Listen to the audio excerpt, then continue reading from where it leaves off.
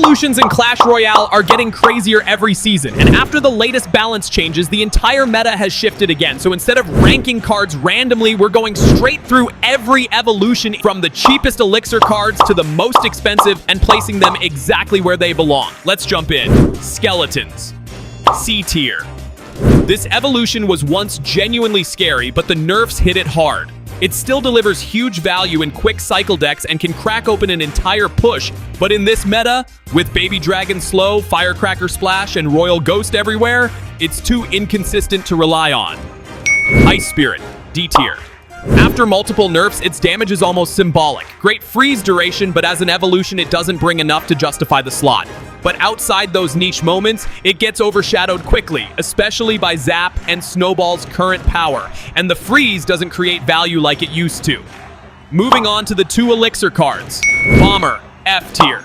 This might be the weakest Evo right now. The nerfed HP means it dies to every meta card before its bomb even matters.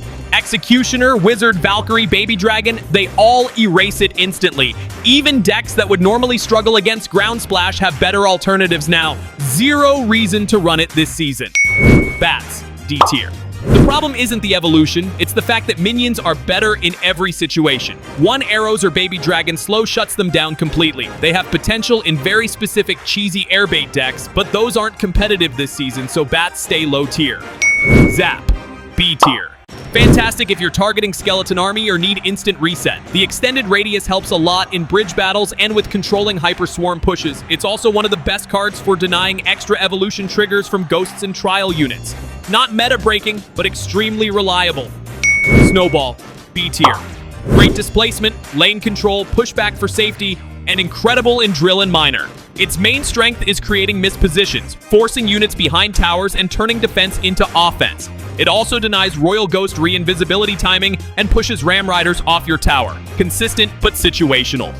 Wall Breakers, A tier. Still one of the cheapest ways to force out spells. Even after nerfs, the explosion radius and path kiting utility make them valuable on both offense and defense. And in Miner Cycle, the skill expression is insane. This Evo wins games by punishing single mistakes and forcing your opponent to defend at awkward times. Moving on to the three Elixir cards. Archers, C tier.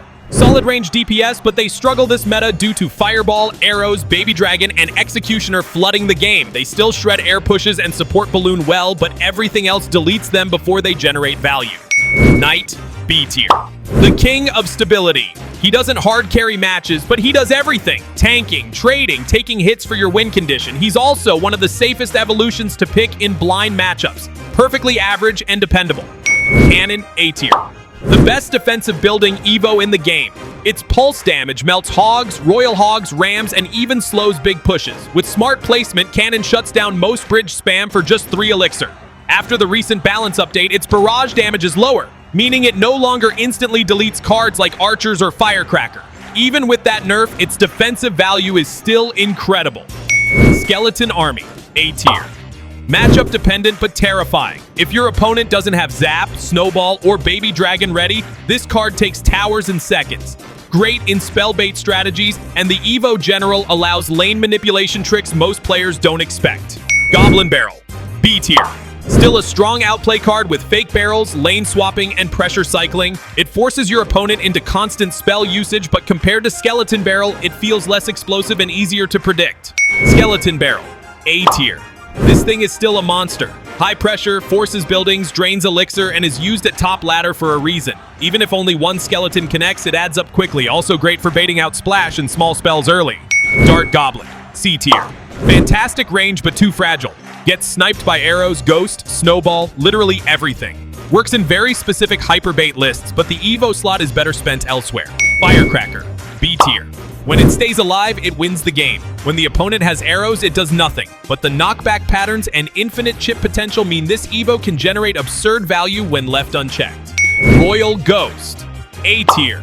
Infinite Ghost Guards, invisibility cycling, lane control. This card does everything. It trades positively into almost every ground unit and forces non-stop pressure. Even after the reduction to guard damage earlier this season, the overall pressure pattern is still overwhelming. Royal Ghost remains a top-tier evolution. Moving on to the 4 Elixir cards. Musketeer, B tier.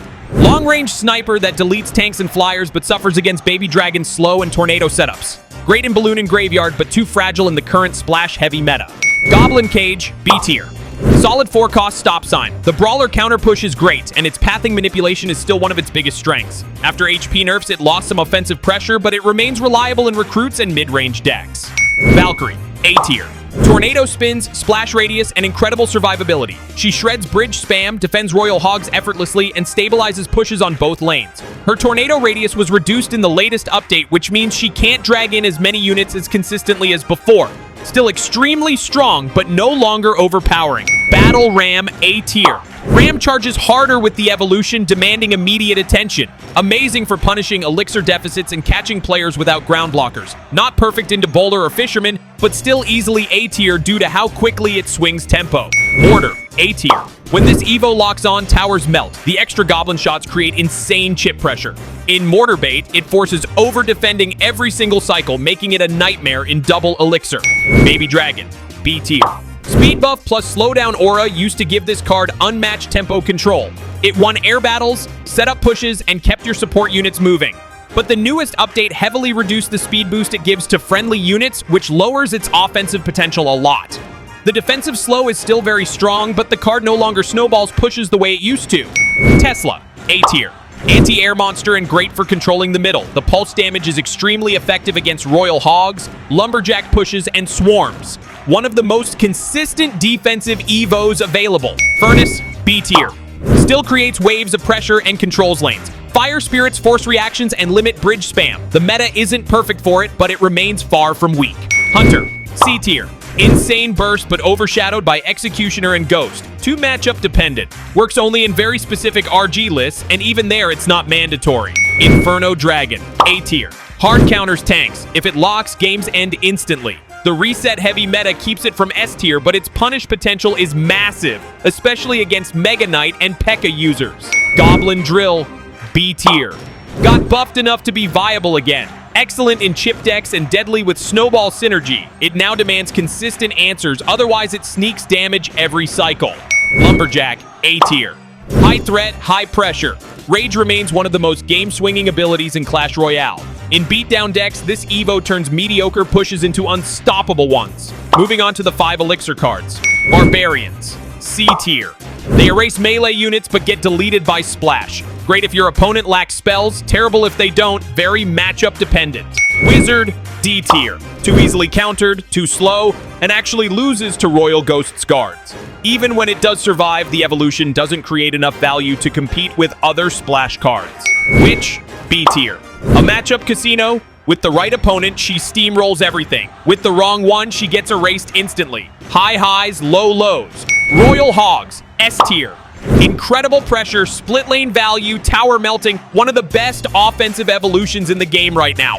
Flying mode forces weird defenses and creates chaos instantly. Electro Dragon, A tier.